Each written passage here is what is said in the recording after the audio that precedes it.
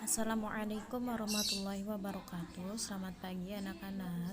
Semoga kita semua selalu dalam keadaan sehat dan dalam lindungan Allah Subhanahu wa taala.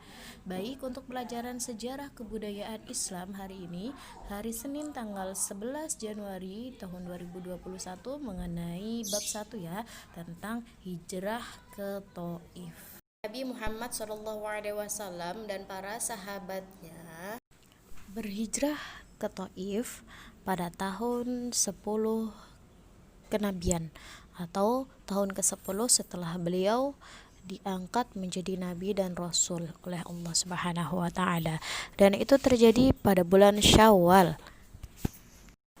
Sebelum Rasulullah dan para sahabat hijrah ke Thaif, beliau tinggal di kota Mekah.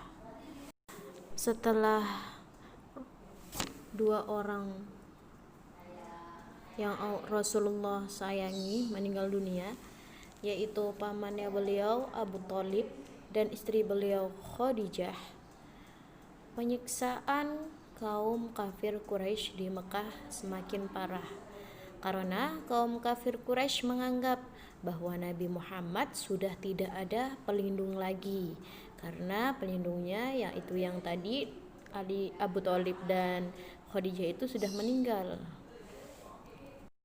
Jarak antara Mekah dan Thaif itu sejauh 80 km.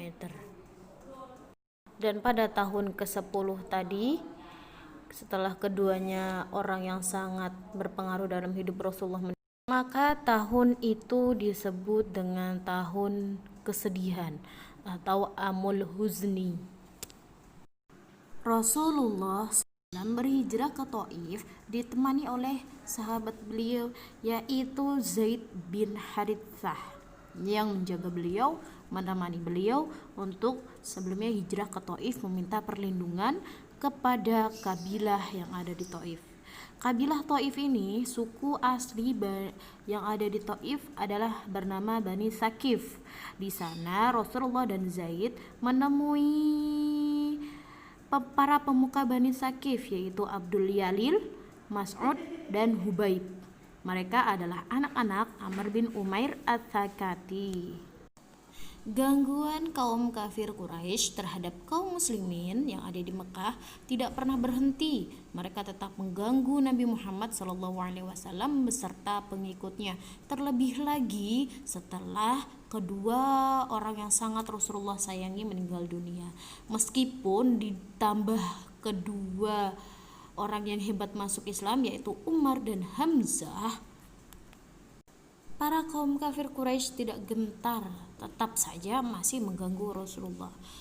Dan sebab-sebab Nabi Muhammad hijrah ke Thaif, yang pertama yaitu menghindari gangguan dan siksaan kaum kafir Quraisy, ya, supaya Nabi Muhammad dan para pengikutnya tidak diganggu sama kaum kafir Quraisy.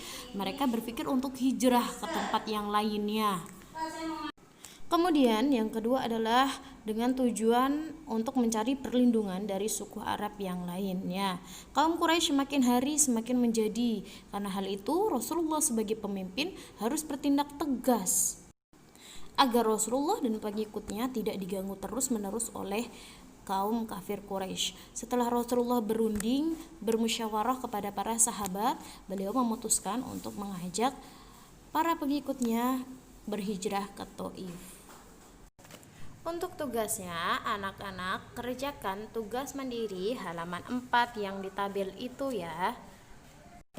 Dilihat di halaman 4-nya.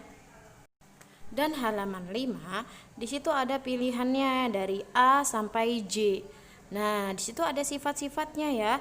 Misalkan tuh pelindungi kaum yang lemah dan membela yang benar. Dan selanjutnya ditulis di bawahnya itu ada kolom. Nah, kaum muslimin dan orang-orang musyrik. Dari pernyataan tadi, dari A sampai J tadi, manakah yang termasuk perilaku orang muslim dan manakah yang termasuk perilaku orang-orang musyrik? Setelah itu difoto, dikirim ke Butaria. Terima kasih. Wassalamualaikum warahmatullahi wabarakatuh.